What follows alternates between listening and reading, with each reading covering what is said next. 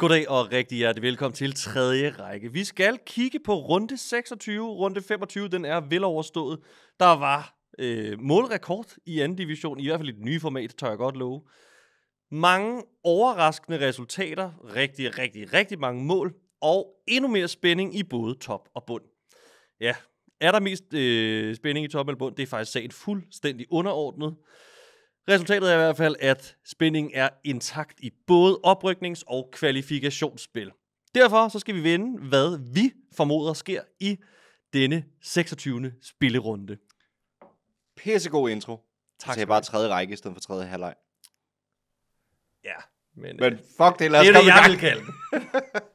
Vi starter med Det er jo tredje halvleg af tredje række. Det er rigtigt. Godt reddet. Ja. Den første kamp, det er på fredag kl. 18, hvor Aarhus tager mod Skive. Jeg må bare sige, som Aarhus Fremad kører i øjeblikket, og efter Skive fik et relativt stort nederlag i Gladsaxe mod AB, og så vandt Skive faktisk Aarhus Fremad sidste gang, så Aarhus Fremad har lidt revanche til gode. Så må det blive en sejr til Aarhus Fremad. Det der er jo et sjov kuriosa, er, at Aarhus Fremads målforskel er blevet 11 mål bedre end Skives på bare én spillerunde. Ja, det er rigtigt. Og af den grund, så siger jeg også Aarhus Fremad. De kan gå på vandet. Simpelthen. Tror I, det bliver en stor sejr igen, eller? Nej, jeg tror ikke, de vinder 7-0, hvis det er det, du fisker efter. Men igen, Skive har vist, at de kan lukke mange mål ind. Jeg tror så ikke, det sker. Som... Ja, præcis. Det tror jeg ikke, de gør igen. Det er jo trods alt ikke hverdagskost, at man vinder 7-0. Men jeg tror, de vinder. Skive plejer at være rigtig godt organiseret. Det var en kikser i AB, så jeg tror, at de vil stille sig relativt lavt mod Aarhus Fremad, og så køre på nogle omstillinger, og så er det klart, at Aarhus Fremad skal bare videre over stepperne. Efter man vinder 7 over Næstved, så er det klart, at Skive skal være påpasselige, og så er det klart, at Aarhus Fremad skal bare ud over stepperne sådan en fredag aften og have en ordentlig fest på Rigsvangen. Så jeg tror, Aarhus Fremad vinder. Det eneste, jeg, apropos påpasselig, ville være påpasselig med, hvis jeg var Aarhus Fremad mand, det var, at man ikke alt for meget, selvom jeg siger, de kan gå på vandet, ikke skal lade det stige en alt for meget til hovedet. Hverken placering eller sidste spillerundes resultat. Det tror jeg så heller ikke, de gør, fordi de netop kan huske, at det er glippet tidligere. Så jeg tror, de griber det meget professionelt an, og så tror jeg også, at de ordner Skive. Men ikke 7-0. Nærmere måske end med en 1-2 stykker. Yes. Så har vi også en anden kamp, som bliver spillet en time senere. Lidt længere oppe i Jylland, tror jeg, det er Thisted. Som tager mod Nykøbing. Thisted, de har jo fået EPO-doping af en eller anden art, fordi de tror bare mål. Nu skal jeg passe på, hvad jeg siger, der ikke kommer antidoping efter mig. Ja. Og når pressechefen ikke er her. Det er derfor, jeg kan sige det jo. Men der sker en eller anden Thisted. De skruer mål som en i helvede. Nu møder de Nykøbing. De har lavet 7 mål på 2 kampe til sted. Ja. Det ligner mig ikke. Altså. Nej, men der er helt enig. Men det er jo nu også, dreng, at vi skal sige alt det, vi er gået og holdt inde med omkring Thisted, nu hvor Lykke ikke er her. Det er rigtigt. Jeg tror, hvis jeg skal komme, så tror jeg, de parkerer bussen, og så tror jeg, det bliver sådan 1-1 eller 2-2. Jeg tror, der kommer mål, men jeg tror, den bliver uafgjort. Det, der bliver interessant i det her, er jo, at hvis man kigger på stillingen og formbarometeret med nu Thisted har vundet de 2 kampe, så burde det blive en Thisted-sejr. Og Nykøbing skal op en fredag aften op til Thy. Så alt peger på en Thisted-sejr. Det, man kan sige, er, at Thisteds organisation står relativt lavt, virker jo rigtig godt mod nogle hold, der gerne vil spille fodbold og frem på banen. Og det vil Nykøbing jo faktisk også. Men det er klart, om Thisted føler, om de er helt kolde, eller om de føler sig presset til, at nu skal vi på hjemmebane og gå længere frem. For hvis de går langt frem på banen, Thisted, så er det klart, at de føler, at nu skal vi vise på hjemmebane, vi skal skabe en masse ting. Det tror jeg ikke, de gør, for Daniel er en rigtig rutineret træner. Fordi så tror jeg godt, de kan få udfordringer. Selvom alt taler over for Thisted. Jeg siger bare Nykøbing. De ved godt, at det ser rigtig svært ud, men matematisk kan de godt nå det, hvis de vinder i Thisted. Thisted skal have 3 point igen. Så det, der bliver spændende, det er, hvis Thisted får bold mest, det er ikke hver uge, de har det, har den største boldbesiddelse, så kan man så sige, hvordan fungerer det, når de skaber spillet mere. Det bliver lidt spændende. Der er det klart, der bliver en nøgle som Maruf, en god kandspiller. Hvor meget kan han snyde Nykøbing spiller for eksempel. Han lavede et flot frisparksmål sidst. Så man kan så sige, at alt peger på Thisted, men jeg siger et overraskende kryds. Ja. Jeg har jo tidligere givet Thisted lidt røg for, og blandt andet da jeg frem skulle besøge dem, hvor I lavede en reportage, som jeg stadig ikke har set. Den kommer snart. Okay. For at der sagde jeg, at den kamp vil blive kedelig. Det ville jeg også have sagt om den her, hvis du havde spurgt mig for 3 uger siden. Fordi nu er Thisted åbenbart bare blevet en målmaskine. Nu er nogle af 3 af målene faktisk gået mod Helsingør. Lad os bare sige, ikke nødvendigvis det allersmukkeste gennemspillede Barcelona 2008 fodbold.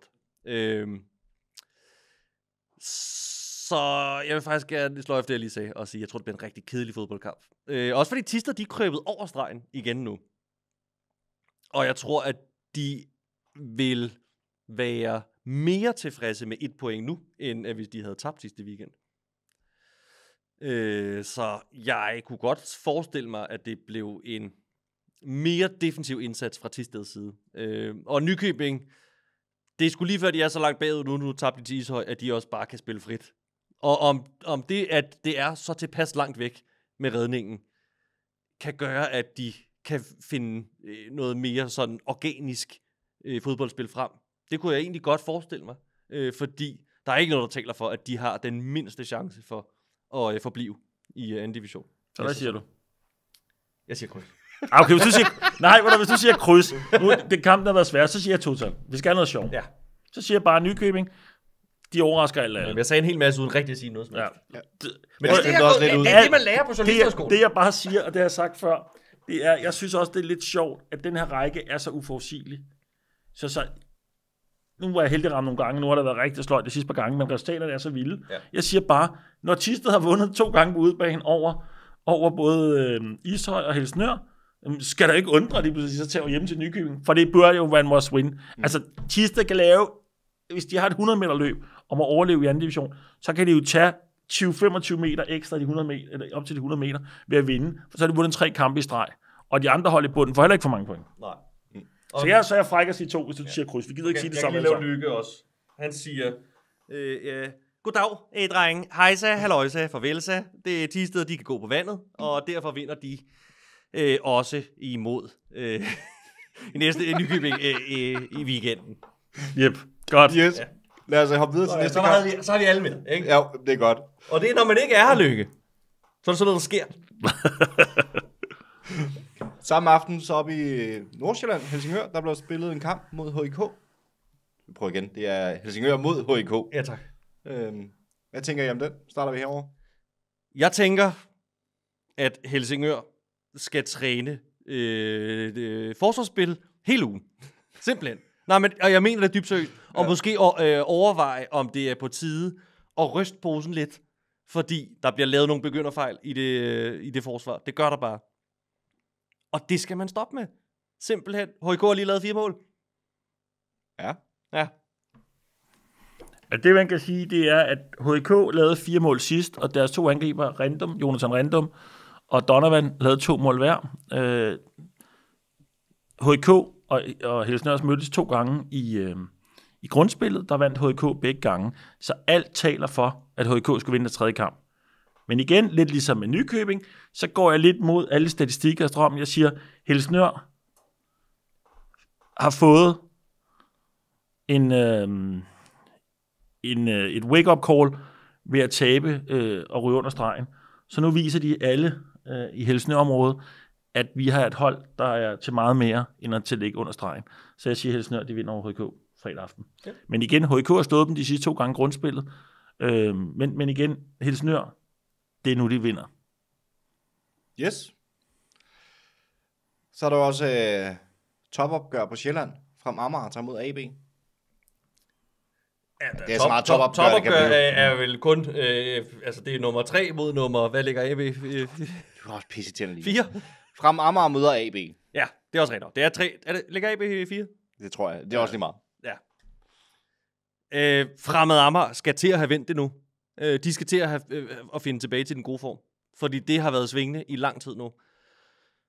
AB har lige vundet 5-1, foldet målmaskinen ud i fuld flor, som jeg troede, de ville. Jeg tror, at Fremad Amager får vendt det. Og altså, man kan ikke sige vent det, fordi det skal vi jo se, hvordan det går resten af sæsonen. De sidste par måneder har været meget svingende for Fremad Amager.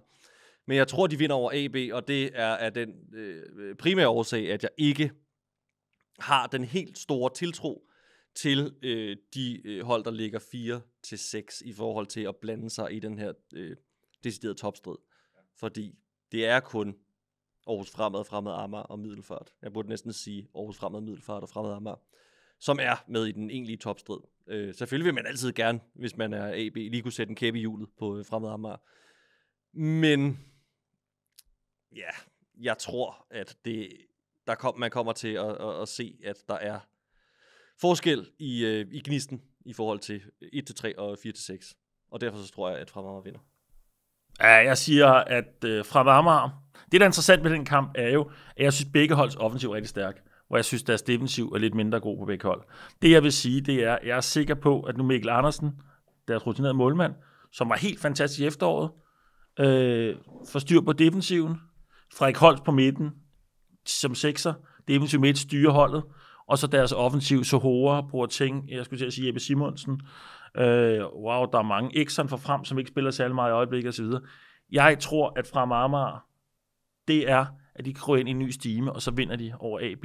Men AB kommer til at lave mål, og det gør Fremad Amager også. Så det kan blive en rigtig målfest, den kamp der. Fordi begge holds angriber, synes jeg, er bedre end forsvarsspillerne.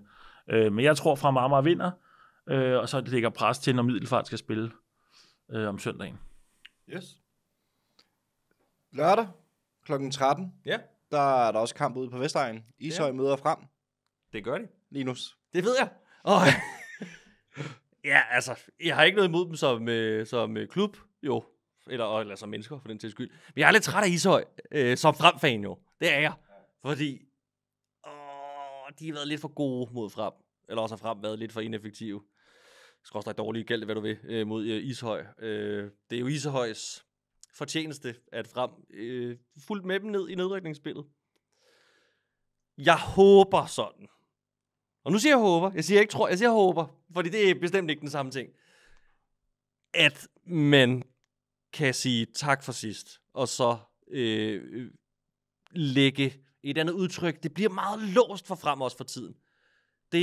Spilleglæden, den er sgu forsvundet lidt, synes jeg.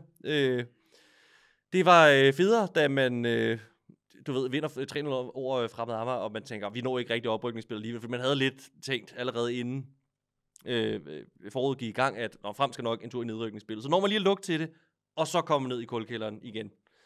Så det, der bliver rigtig spændende, det er, hvornår, hvis man kan få det vendt. Fordi man skal have til at have det vendt. Frem kan meget hurtigt komme ubehageligt tæt på en nedrykningsplads, hvis man taber til Ishøj. Det kan alle jo. Men omvendt, hvis man så vinder, så kan man, og man vil rigtig gerne vinde over Ishøj, fordi de er lige nærmeste forfølger. Det kunne være så vigtigt, også bare for hele troen og kampgejsten derude med en sejr. Men Ishøj er også ret godt kørende for tiden. Jeg ved godt, man taber til Thisted sidst, men overordnet set går det jo meget godt for Ishøj for tiden. Det tror jeg også selv, de vil være enige i. Så jeg tror, det bliver tæt. Jeg tør ikke komme med noget bud på resultater, hvis det er det, du efterspørger. Jeg kigger over på Larsen, vi kigger på hinanden. Kom nu! Ja, men der kommer ikke noget bud på resultater. Så overtager jeg. Jeg overtager. Jeg vil sige, at nu har jeg jo altid rost Frems hjemmebane rigtig, rigtig mange gange af deres fans.